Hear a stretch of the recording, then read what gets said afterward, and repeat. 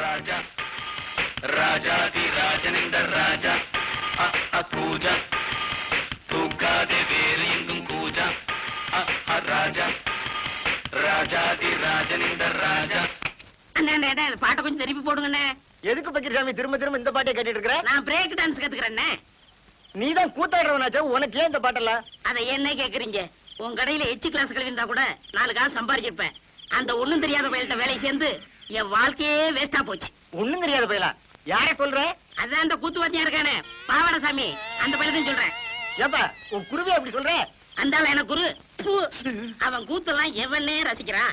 இப்ப எல்லாம் காலம் மாறி வாயா சினிமாவில சேர்ந்தலாம் சொன்னேன். பூம்பு மாடு மாதிரி தலையாடிட்டு எங்கேயோ ஊரை சுத்த போயிட்டான். அந்த மரமண்டைக்கு எவ்வளவு சொன்னாலும் ஏற மாட்டேங்குது. நீங்க போடுங்க பாட்ட.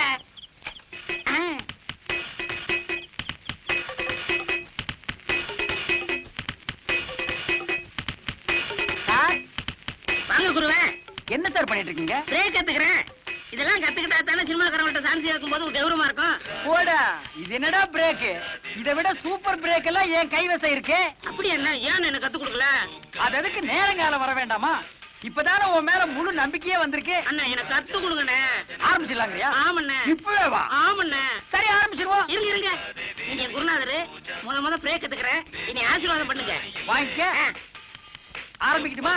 ஆரம்பிங்கண்ணே. இதுதான் பிரேக். பிரேக். இது ஜெர்மன் பிரேக். இது ரஷ்யன் பிரேக். இது ஜப்பான் பிரேக். இது சீக்கிரம் பிரேக்.